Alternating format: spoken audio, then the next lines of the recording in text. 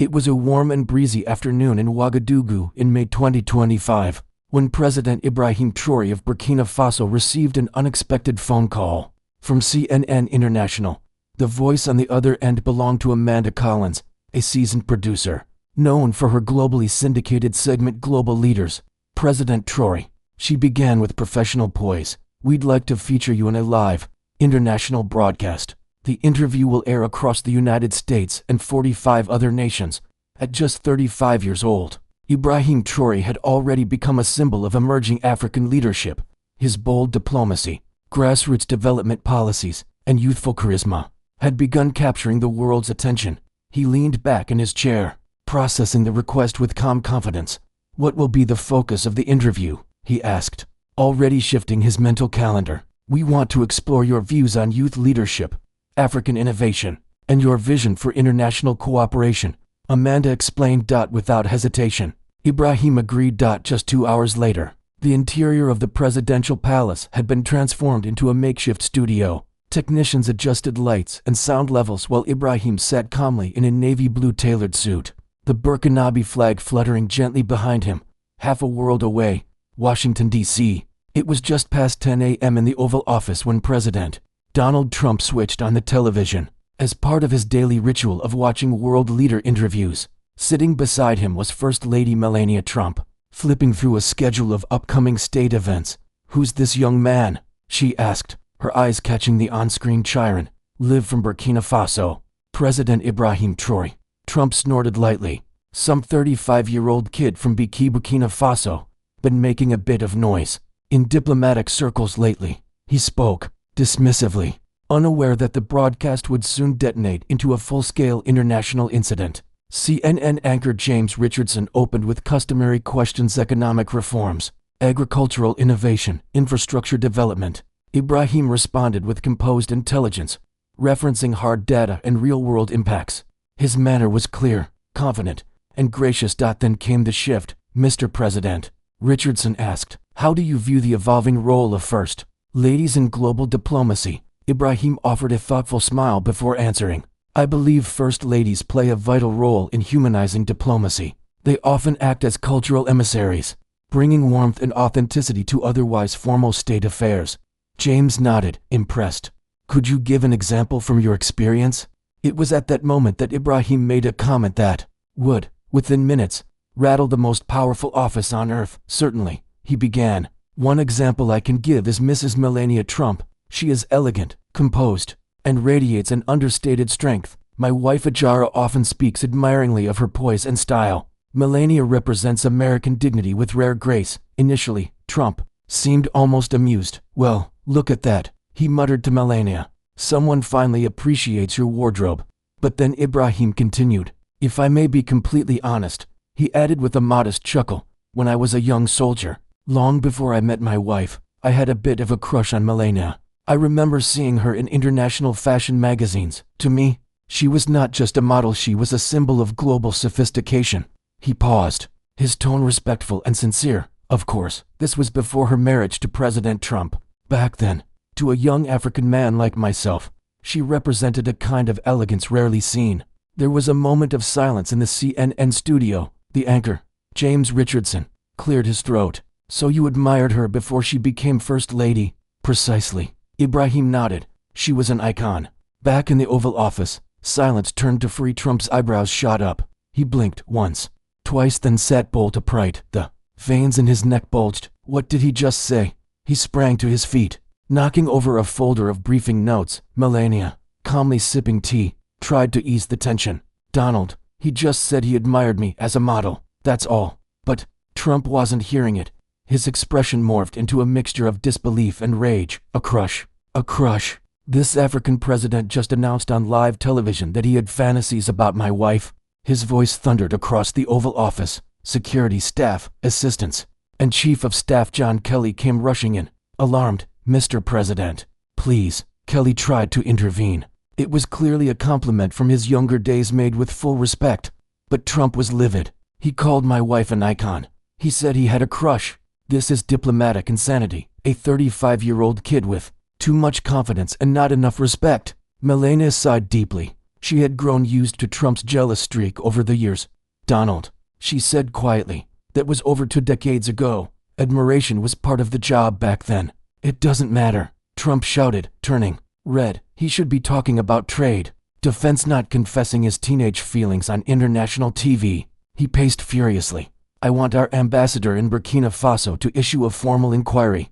This needs to be addressed. He can't just say these things and walk away." Meanwhile, in Ouagadougou, Ibrahim remained blissfully unaware of the storm. He had stirred. The CNN interview concluded with polite applause from the production crew. Amanda Collins approached him afterward. "That went well, though you might have touched a few nerves," she said, half joking. "Did I?" Ibrahim asked innocently. "I only spoke the truth, and with respect. What he couldn't have known was that his respectful candor born from sincerity, not provocation, was about to ignite a firestorm of global attention."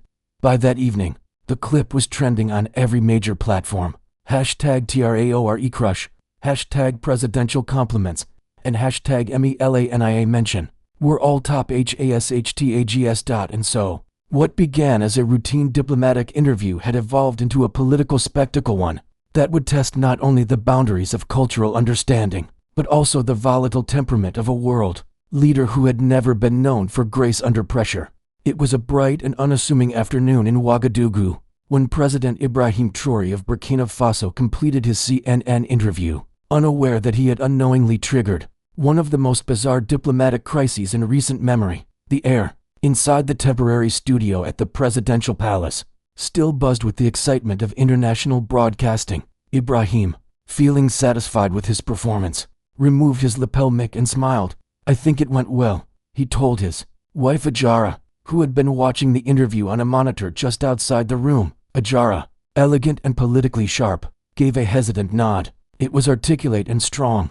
But you mentioned Melania Trump several times," she said gently, trying not to sound alarmed. "Only as an example of diplomatic elegance," Ibrahim replied casually. "Surely, there's no harm in that." He had no idea that thousands of miles away in Washington, D.C., that very mention had lit a political wildfire. Meanwhile, inside the White House, the atmosphere in the Oval Office had turned electric with tension.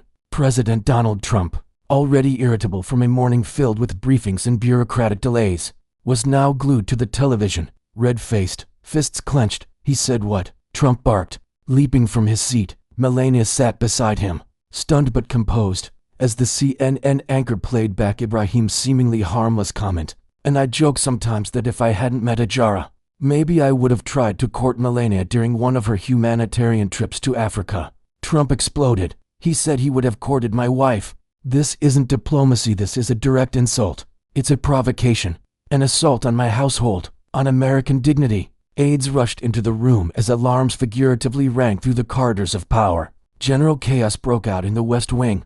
Phone lines lit up. Staffers ran updates between rooms. One even tripped over a bust of Abraham Lincoln while trying to deliver a copy of the quote. "This is an act of war," Trump shouted, slamming his hand on the table. "I want sanctions on Burkina Faso immediately." National Security Advisor Jake Sullivan attempted to de-escalate. "Sir, if I may, this was likely a misinterpreted compliment, awkward phrasing at most. Don't lecture me on interpretation." Trump snapped. "This kid just said he would have seduced the First Lady if he had the chance." On live TV, the president's voice was nearly shaking the windows. He grabbed his phone and rang Secretary of State Antony Blinken. "Blinken, I want every diplomatic agreement with Burkina Faso suspended. I want their ambassador summoned. And I want that young punk what's-his-name Traore on a no-fly list. Maybe even a terrorist watch list. Make it happen." Blinken, caught mid-sip of his coffee, coughed in disbelief. "Mr. President, a terrorist list over a compliment, a crush, not a compliment." Trump roared. "He said he had a crush. Next, he'll say he was in love with her." Inside the East Wing, Melania, composed but furious, tried once again to intervene. She approached Trump quietly but firmly. "Donald, you are embarrassing yourself," she said through clenched teeth. "He did not say anything inappropriate. He admired me as a model long before you and I were married, so you're defending him now." Trump growled. "Maybe you like being admired by some African boy on television." The room fell into a chilling silence. Melania's expression turned to stone. The tension was unbearable. When she finally spoke, her voice was dangerously low. "Donald Trump, You just crossed a line you cannot uncross. Don't you dare question my loyalty. Because of your ego-driven paranoia.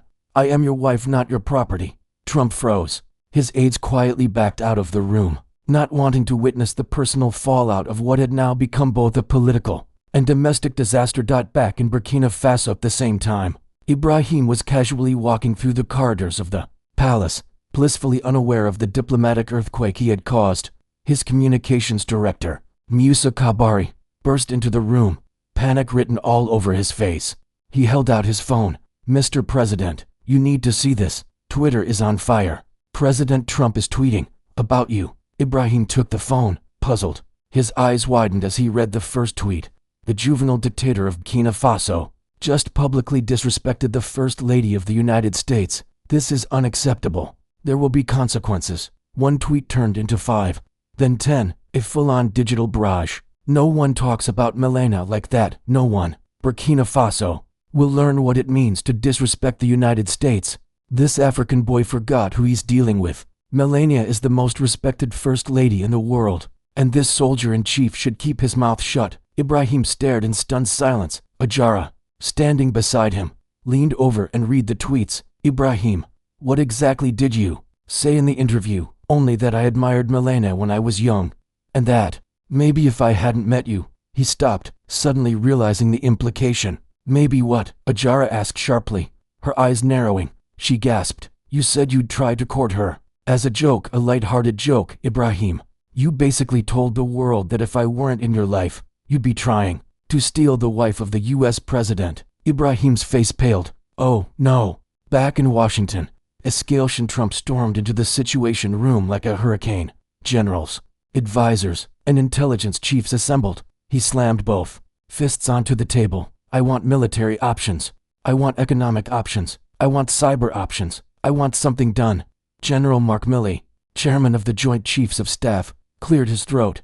Mr. President, with all due respect, this seems like a cultural misunderstanding. No, this is war through words, psychological warfare. I will not have my household turned into a punchline by some post-colonial politician looking for viral fame.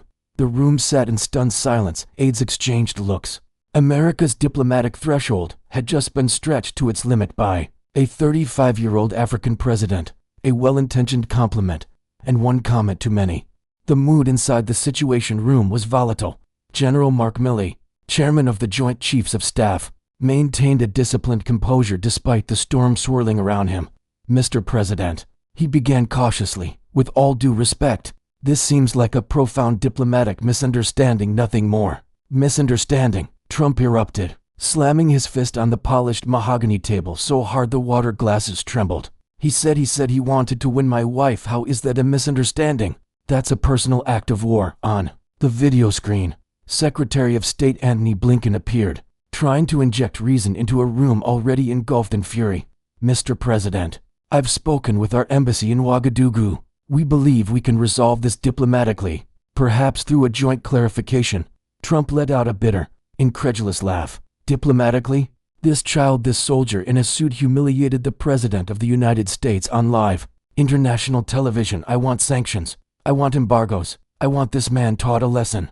And not just him, the whole continent should feel the sting of disrespecting America. Within hours, news of the crisis had reached every capital across Africa. While some African leaders expressed concern, others were reportedly choking back laughter. In group chats and quiet calls, they shared memes, exchanged sarcastic remarks, and watched the circus unfold in real time. Meanwhile, in Ouagadougou, inside the towering white-walled presidential palace, Ibrahim Traoré convened an emergency cabinet session. The heavy wooden doors shut with a final thud, sealing in a growing storm of anxiety. The room was tense, thick with the scent of uncertainty. Ministers shuffled nervously through thick briefing folders containing rapid reports on U.S. actions. Mr. President, said Foreign Minister Dr. Wedego, clearing his throat with urgency, we must issue a formal response immediately. Global media are treating this as a full-scale diplomatic standoff.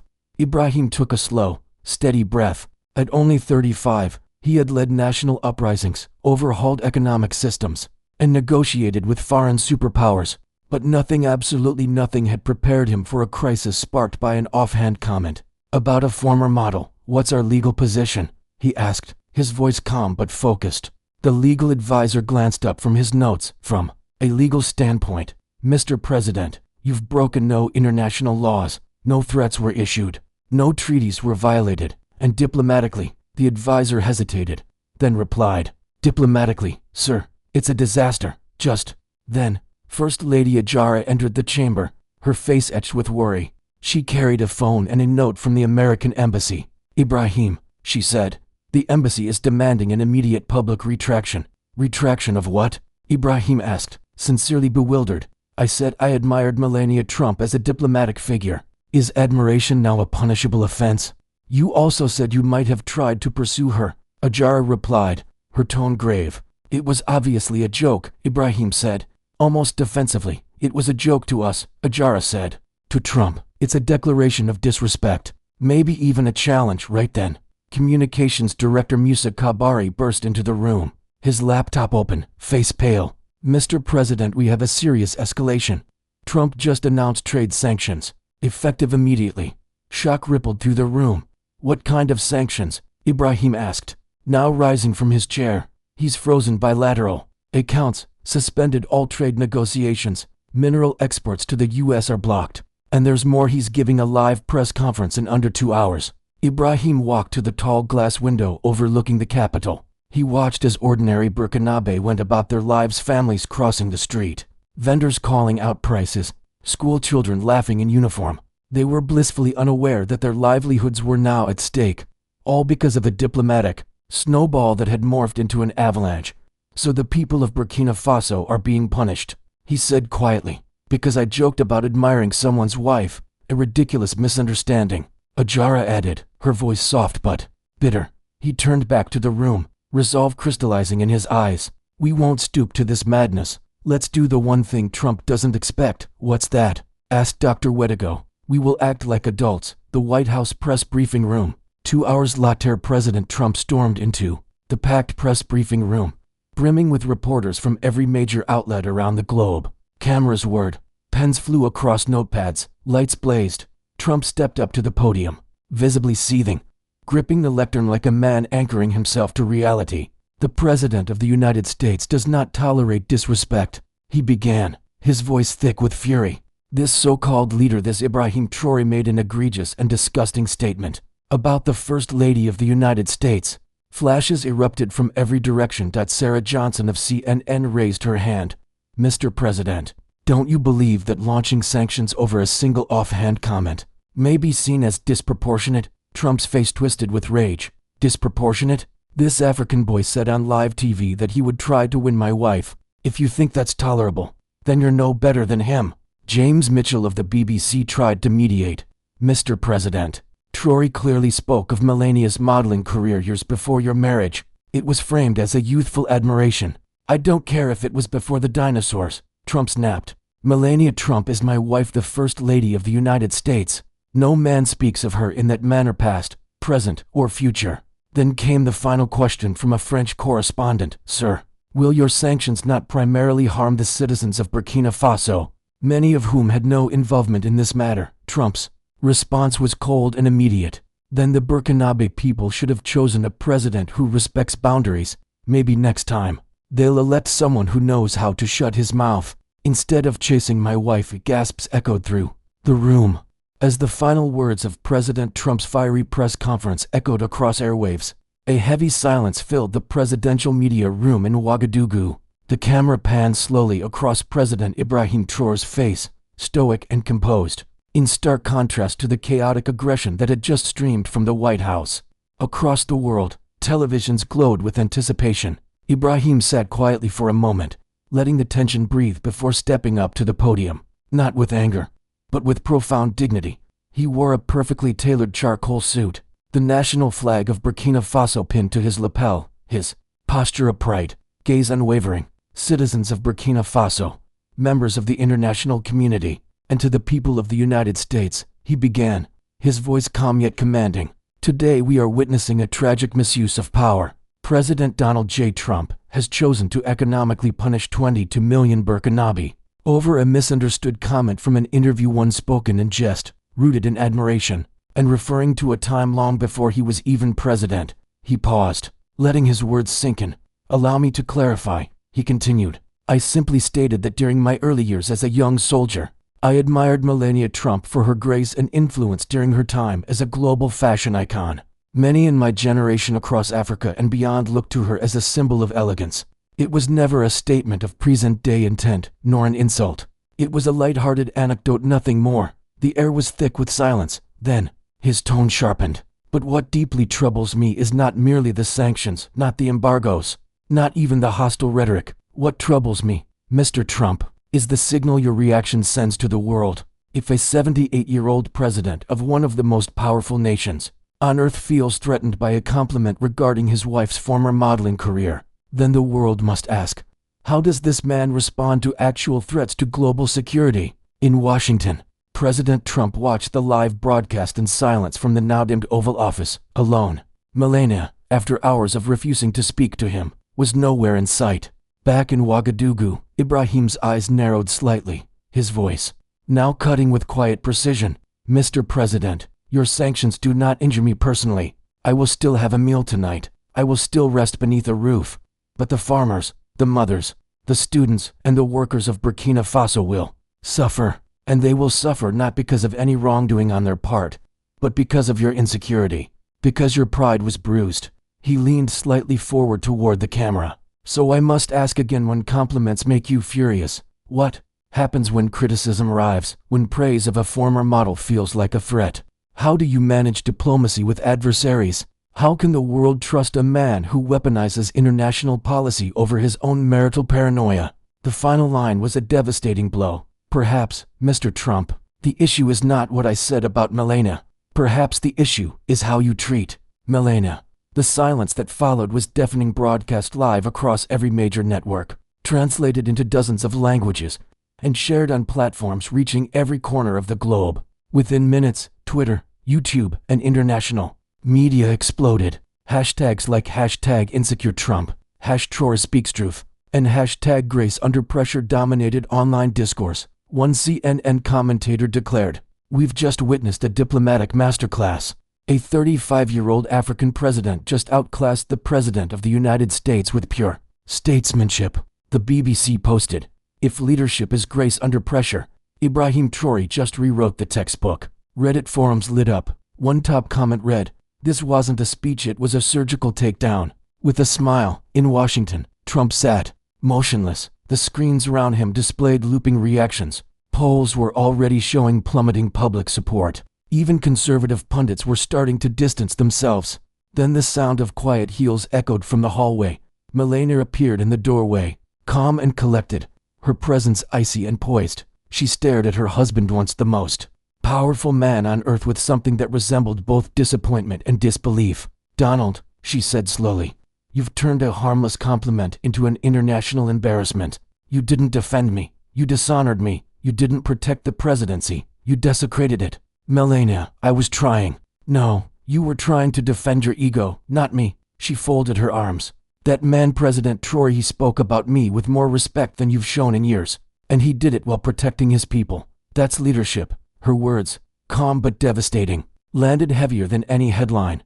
Trump watched as she walked out of the room, this time with no intention of returning. Across the Atlantic, calls poured into Ibrahim's office. From around the world, messages of solidarity and admiration flooded every channel. African leaders from Kenya to Senegal, European dignitaries, and even Asian officials sent personal words of praise. French President Emmanuel Macron's voice came through clearly. On a secure line, "Ibrahim, the world just witnessed something historic. You stood against a superpower not with aggression, but with wisdom." The contrast could not be clearer. That night, as the stars blanketed the skies over Ouagadougou, Ibrahim Traoré sat quietly on his balcony, the cool wind brushing past his face. He wasn't celebrating. He wasn't angry. He was simply thinking. "I did not intend for this to happen," he thought to himself, "but maybe it needed to happen. Maybe the world needed to see what dignity looks like." The president, who had once been called a boy in costume, had just redefined what global leadership truly meant, and history had taken note.